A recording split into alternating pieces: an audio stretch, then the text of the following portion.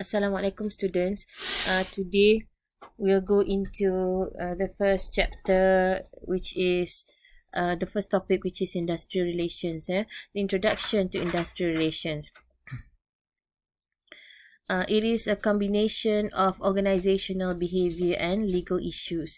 Okay, and we borrow this from the economic field, as industrial relations actually uh, is a mix of psychological field in the field of industrial psychology and mixed together with economics. Okay, so industrial relations is the relationship between an employer and the trade union which represents his workers, right? And it is in the workplace setting. Okay, so only in the workplace setting. However, if it involves workers, any situation which means workers were sent somewhere to live in a hotel for work reasons, they are covered, even though it doesn't happen at the workplace.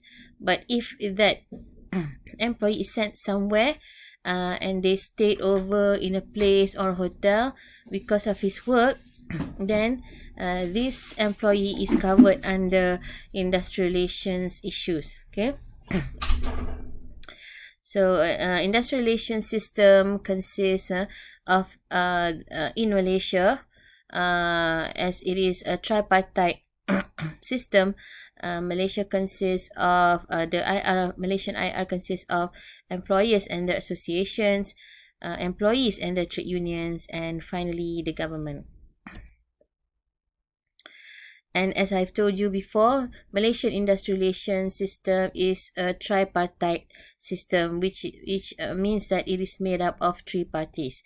So the actors in a Malaysian industrial relations are, it can be a participant, actors bukan pelakon ya, if in Malay, tapi mungkin watak. Okay, so these actors are, the three actors in a Malaysian IR is, first, the employees and their associations. Second, the employees and their trade unions. And the government.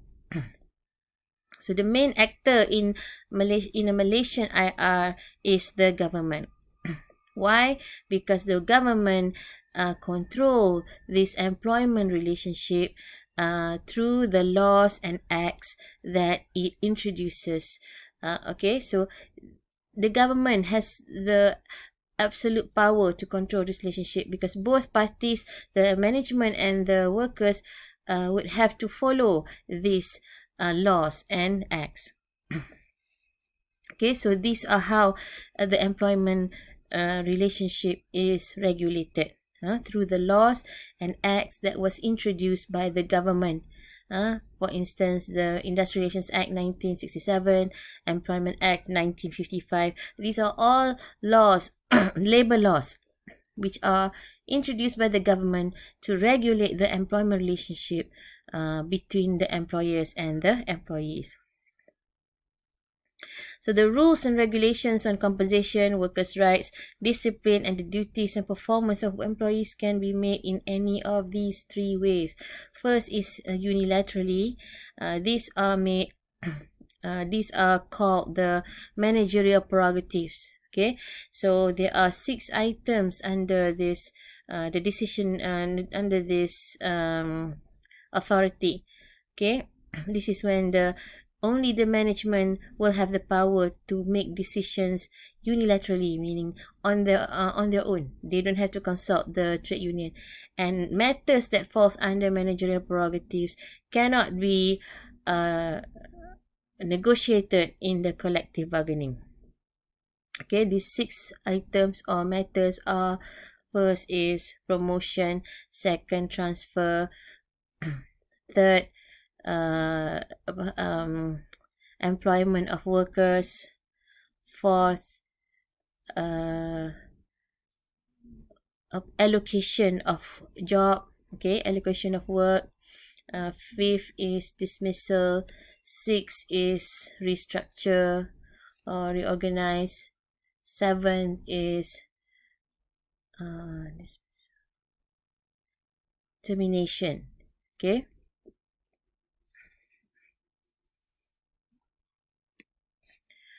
Okay, we continue.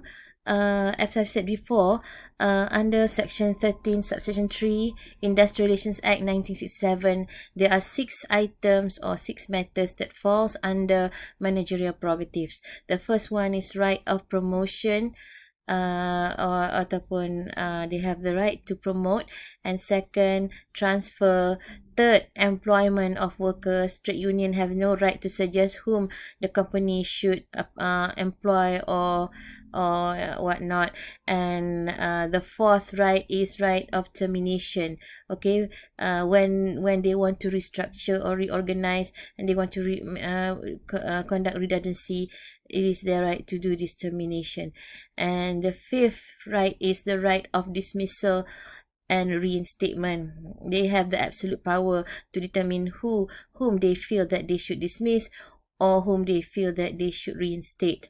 And finally, allocation of work or the right of assignment and allocation of duties, okay, but must be compatible with terms of employment. So these 6 matters falls under manager prerogatives, where the management will make decisions unilaterally without consulting the trade union or employees.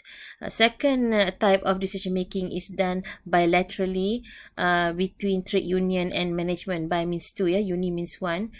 So this one is collective bargaining, where both parties meet together and negotiate on the terms and conditions of employment. If the employees want to upgrade or want to update, then or renew the terms and conditions of their employment, they will invite the management for collective bargaining. Okay, and then finally, decisions which are made in a tripartite manner, which are between trade unions, management, and the government. So this decisions making system is done, okay, in this way, through the body which is known as NLAC. So from time to time, the government of a country plays a role in drafting and presenting to the parliament. So and these are labor laws which will affect work life of all employees, especially the private sector's employees. So in Malaysia, before such laws are presented to Parliament, there are tripartite discussions which involves the 3 parties that are made up of employers, union employers representatives, union representing the employees, and the government. And they will sit together to agree on what laws or amendments to the laws are necessary, following the changes or the dynamics in the working relationship.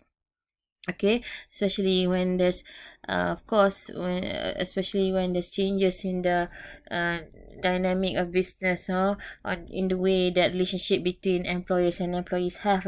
For instance, the gig economy, where now there is like a different type or a different approach of employment relationship that exists.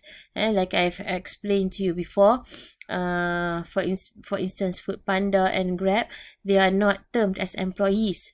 Okay, so they are more they term their workers as partners, but it seems that since they are partners, they do not have the same privilege that the employees have. So they are not covered by SOCSO, they are not covered by EPF.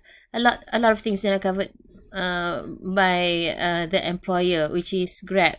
Okay, so this is so you can see that employment relationships are evolving right now.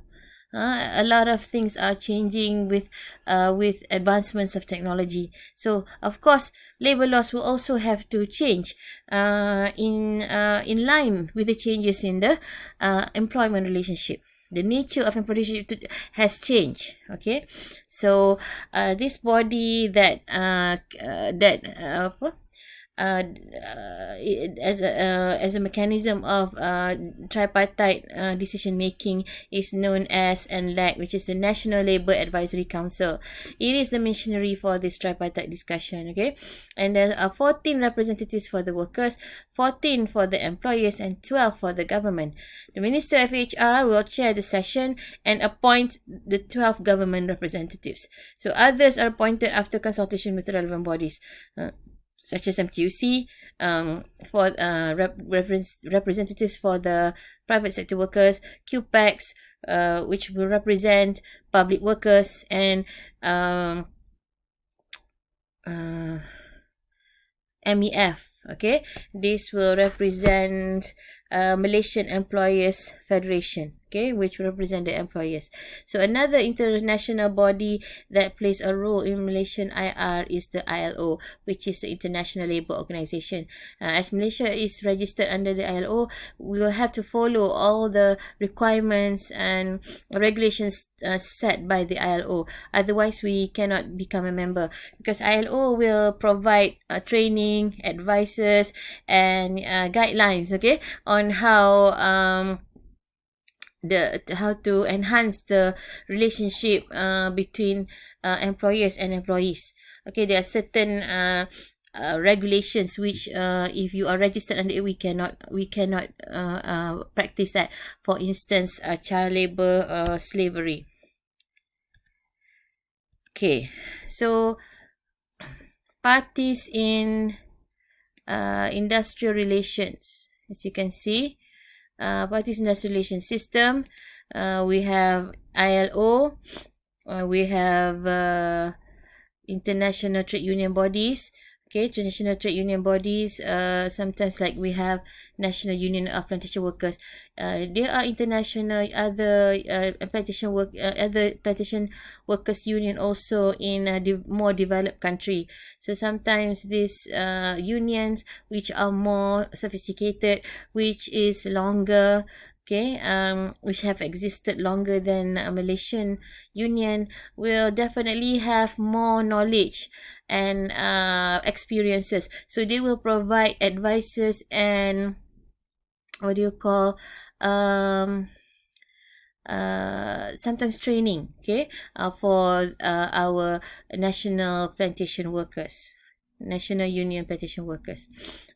And also the third party is the Malaysian Trade Union Congress, or the MTUC, which I have explained to you, which is just an affiliation and not a union. Why it is not a union? Because if it is a union, then it will be a very big problem for the government, because if it is a union, it is a general union where all unions can join the one MTUC union. Okay, when all union can join, that means the union would have so many members. Okay, as the strength of union depends on the numbers of the members. As union, they cannot charge a high fee from union members, because remember, those who are covered, who can join union, are those whose starting salary is 2,000 and below. So you cannot charge a high, a very expensive fee, because their salaries are 2,000 and below, and sometimes they even earn wages, not even salary. Okay, so how to make sure that the fund is very great, massive, then they would have to ensure that they have large number of members. Then only they can have greater union funds and strike funds. Okay, so that is why it is dangerous. That's why the government makes sure in the Trade Union Act 1959, the definition of trade union should be workers who are in the same establishment, or workers who are in the same occupation, or in the same industry. They cannot, a different industry cannot join another industry. That's how the government makes sure that the trade union stays controlled. Okay, when they can only join the same establishment, that means, or the same industry or the same occupation, that means the numbers, the number of members will be controlled. There will be not too many workers, members.